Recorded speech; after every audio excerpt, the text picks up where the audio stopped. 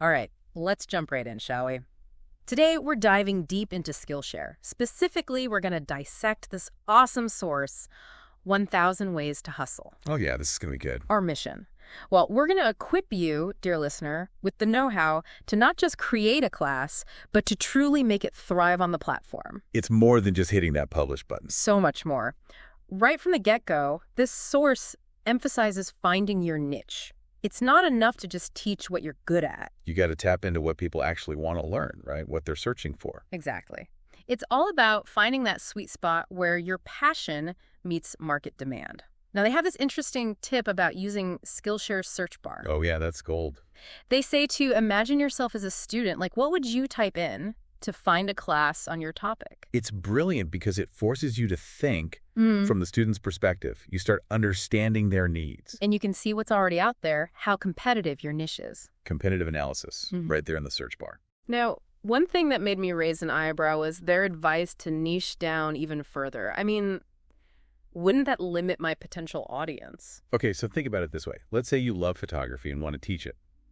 A general photography class might get lost in the crowd. Too broad, yeah. But if you zero in on something specific, like, I don't know, smartphone photography for travel bloggers, Okay, suddenly you're talking. you're speaking directly to a specific audience with a very specific need. I see your point.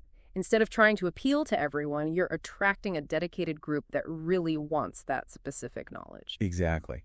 And often, a smaller, engaged audience is way more valuable than a large, passive one. They're more likely to enroll, to leave reviews, to tell their friends. Makes sense. You're not just selling a class, you're offering a solution to a problem. 100%. All right, so we've nailed down our niche. We're confident there's an audience out there hungry to learn. Ready to roll. But how do we actually craft a Skillshare presence that's going to grab those students' attention? This is where a lot of creators trip up. They get so focused on the content, which is important, don't get me wrong, but they forget about the packaging. The presentation. Right. Think about when you're browsing Skillshare yourself. What catches your eye first? Probably the class title and the cover image. Bingo. Your title needs to be clear, concise, and it needs to scream benefit. Instead of just intro to watercolor, try something like Paint Loose and Vibrant Watercolor Landscapes, a beginner's guide. Okay, I like that. It's specific, it promises a result, and it's got those keywords people are likely searching for. Keywords are key. And don't underestimate that cover image.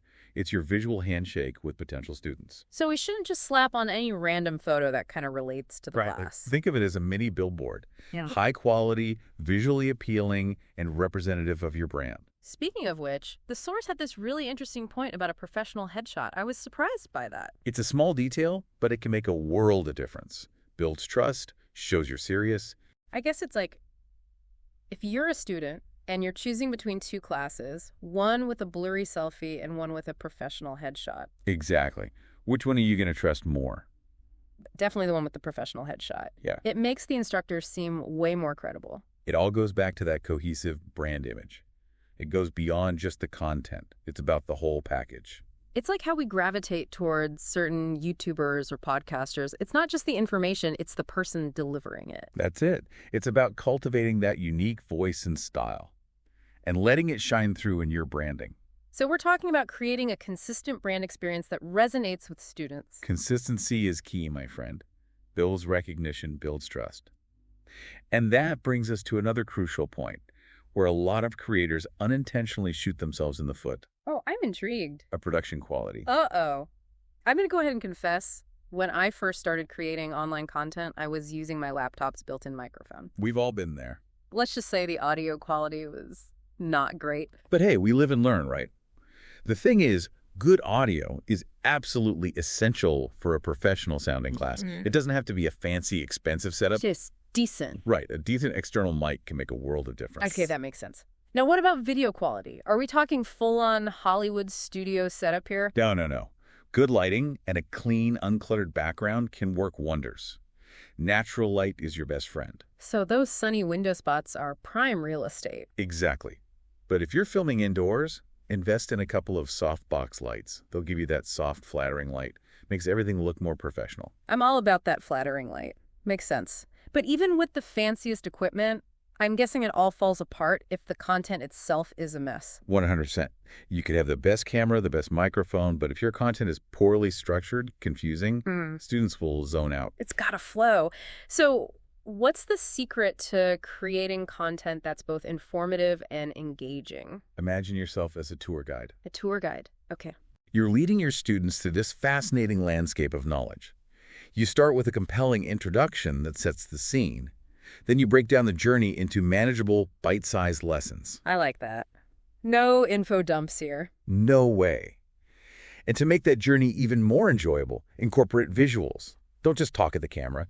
Use screen recordings to demonstrate techniques. Show, don't tell. Exactly. Slides to illustrate concepts, even some B-roll footage to keep things visually interesting. Visuals are so powerful for making things clear and keeping people engaged. Oh, and one last thing, consistency. There it is again. Those visual elements like colors, fonts, logos. Oh. Keep them consistent throughout your class. Creates a cohesive brand experience. Okay, so we've talked about finding our niche, crafting our presence, creating high-quality content. What's next on our roadmap to Skillshare domination? That's where the real hustle begins, marketing and promotion. All right, I'm ready to put on my marketing hat. Stay tuned, folks. Things are about to get interesting. All right, welcome back to our deep dive. Last time we were knee-deep in crafting a killer Skillshare presence, finding your niche, all that good stuff. Laying the groundwork. Exactly. But now it's time to shift gears a little bit. We're going to explore the wonderful world of marketing and promotion. Okay. Color me intrigued. Marketing isn't really my forte, to be honest. I get it. It can feel a little overwhelming, especially when you're already busy creating amazing content. But the good news is Skillshare has some pretty cool tools built in. Oh, to help with marketing. Yeah, they can help you get your classes in front of the right eyeballs, so to speak. Okay, I'm listening. What kind of tools? Well, you remember those keywords we talked about? So important for your class title. Right. They're just as crucial for your class description. Oh, right, the description. Think of it as your sales pitch. It's not just about describing the class, listing what's in it. It's about selling it. Selling the benefits. Exactly. You got to highlight what students will gain, how it'll improve their lives, what makes your class unique, all that jazz. And, of course, weave in those keywords naturally. It's like writing the back cover blurb for a book, right? You want to hook the reader. You got it. And speaking of hooking readers, Skillshare also has this cool feature where you can offer free lessons. Oh, yeah, I've seen those. Powerful stuff. It gives potential students a taste, lets them sample your teaching style. It's like those free chapter previews you see for books sometimes. Wow, that's a great way to put it. Oh, and don't forget about Skillshare's community features. Community, yeah. Participating in challenges, engaging in discussions, connecting with other teachers. Networking. Exactly. It's all about building relationships, getting your name out there. So it's more than just promoting your classes. It's about being a part of that whole Skillshare ecosystem. Precisely. The source also talked about taking your promotion beyond Skillshare itself. Oh, interesting. Like out into the wild. That feels like a whole other beast to tackle. It is. It is. But it can really pay off.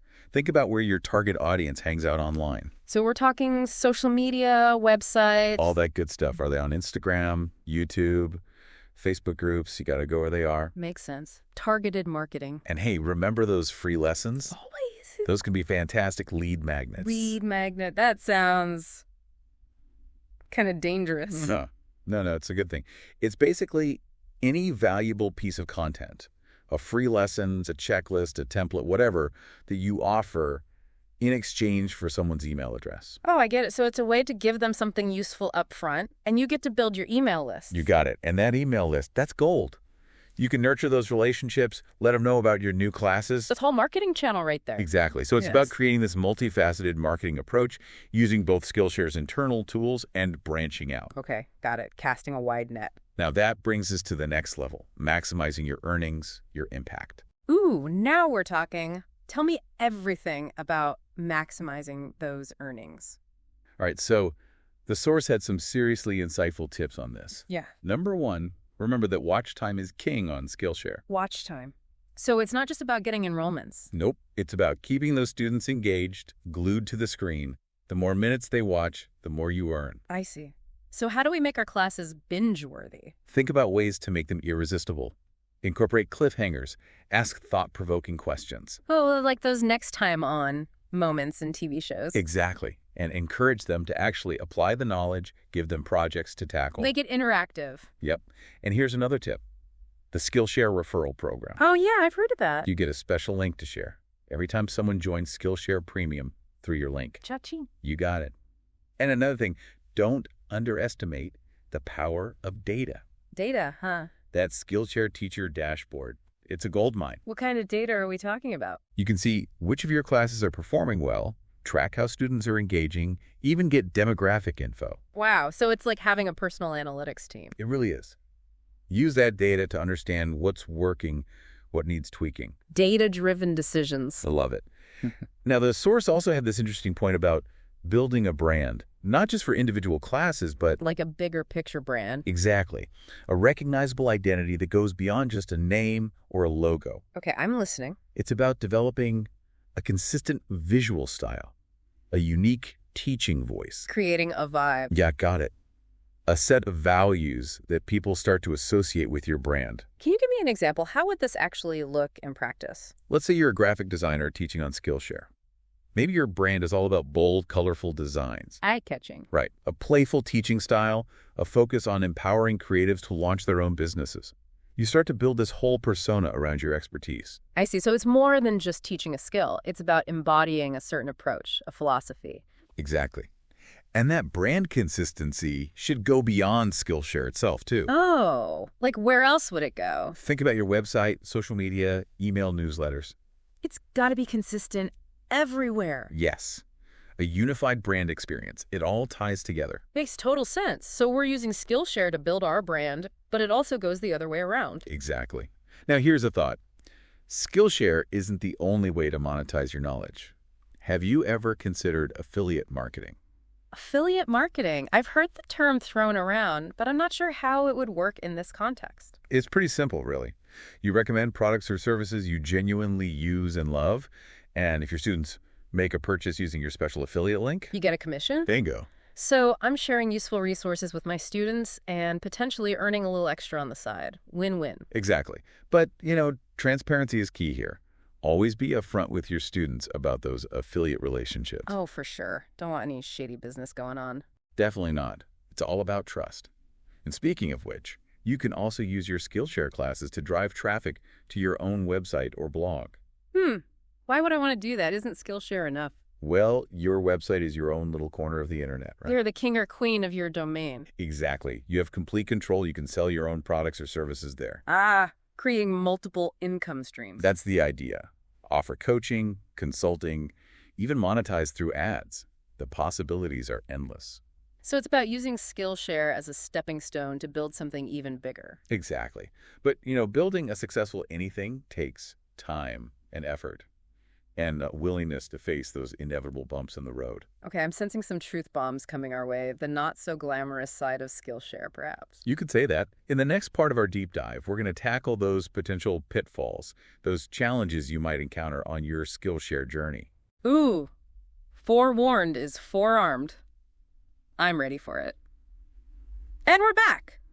Final part of our Skillshare deep dive. We've covered a lot of ground, from finding that perfect niche to maximizing those sweet, sweet earnings. We've laid it all out. But before you hit that publish button and unleash your class onto the world, There's a catch. well, not a catch, but A word of caution. exactly. We need to talk about those sneaky little pitfalls. The challenges that could trip you up on your Skillshare journey. Okay, I'm all ears. Let's hear it. What are the things that could derail my Skillshare success? Well, think of this as our Skillshare survival guide. We're going to equip you to navigate those choppy waters. And first things first, one of the biggest mistakes creators make is neglecting student feedback. Oh, interesting. Ignoring those comments. Yeah. It's like turning your back on a gold mine of information. I see what you mean. It's like putting all this effort into cooking an amazing meal and then refusing to listen to your guests' feedback. Perfect analogy. Engaging with feedback, whether it's glowing praise or constructive criticism. Even the tough stuff. Especially the tough stuff. It shows you care, that you're committed to improving. So even if a review makes me cringe a little, Take a deep breath. Look for those nuggets of wisdom. maybe they're seeing something I'm missing. Exactly. You might discover a pattern you weren't aware of, or get a fresh perspective on how to make your content even better. Got it. Okay, what else? What other pitfalls are lurking out there? Inconsistency. The source was really adamant about this one. I'm guilty of that. Life gets in the way, you know. It's tough to keep up a regular posting schedule. I hear you. It's a common struggle. But the thing is, that inconsistency, it can really hurt your growth on Skillshare. How so? Well, Skillshare's algorithm loves creators who publish regularly. And honestly, students are more likely to stick around if they know you're consistently putting out fresh content. It's like fully. They know they can count on you. Exactly. It builds trust, builds excitement. Think of it like tending a garden. You need to nurture it consistently to reap those beautiful blooms. I like that. Okay, consistency check. What else do we need to watch out for? Spamming. Now, we've talked a lot about marketing. Right. Get our names out there. Exactly. But there's a fine line between promoting your classes and, well, being annoying. Nobody likes a spammer. Right. It's all about finding that balance. So don't go overboard. Focus on providing value, engaging in genuine conversations, building relationships. Don't just bombard people with, buy my class, buy my class. Be a human, not a billboard. That's it. And remember, Skillshare itself is a community. Oh, right. We talked about that earlier. Be a part of it. Participate in challenges. Collaborate with other creators. Contribute. Exactly. The more you give to the community, the more likely people are to notice you and your amazing classes. Makes sense. Okay, now for the big, scary question. Hit me. What about breaking the rules? Skillshare's guidelines, I mean. Ooh, yeah, that's a no-no. What are the big things we need to be super careful about? Plagiarism is a huge one. Using someone else's work without permission? That's a serious offense. Not at all. Could get your classes removed, even your account suspended. Yeah, that makes sense. Stealing content is unethical and, well, it could get you in legal trouble too. Exactly. So originality is key. And if you do happen to reference someone else's work, always give them credit. Proper attribution. Right. Now, copyright issues, those can be a bit tricky. Especially if music and images, so easy to mess that up. It's true. You got to be extra careful. Make sure you understand copyright law and have the rights to use any third-party content. So, should we just avoid external content altogether, play it safe? Not necessarily. There are tons of resources out there like royalty-free music libraries and stock photo sites. Oh, good to know. I love using visuals, so that's reassuring. And one last thing on the don't be a jerk front. Oh, boy. It's important to maintain a professional and respectful tone in all your interactions on Skillshare. Basic online etiquette, right? Exactly. No personal attacks, no spammy behavior. Just be a good human. You got it. Remember, success on Skillshare isn't just about the content. It's about being a responsible and respectful member of the community. Okay, that makes sense. Now, I know we've talked about a lot of potential pitfalls here. We did. But I don't want our listeners to walk away feeling overwhelmed or discouraged. What's the key takeaway, would you say? Challenges. They're part of the journey. They're going to pop up no matter what. But the key is to be aware of them, to be proactive. Forewarned is forearmed. Exactly. And honestly, you're not alone. There's this whole community of creators out there going through the same things, celebrating the wins, navigating the bumps. That's what I love about the online creator space. We're all in this together. We are. So to wrap it all up, embrace the challenges, celebrate the victories, and never stop learning. Couldn't have said it better myself. A huge thank you for joining us today and sharing all this amazing insight. It was my pleasure. Always happy to talk Skillshare. And to our listeners, we hope this deep dive has given you the knowledge and the motivation to go out there and create something amazing. The world needs your unique voice. So go forth and Skillshare. We'll see you out there in the digital classroom.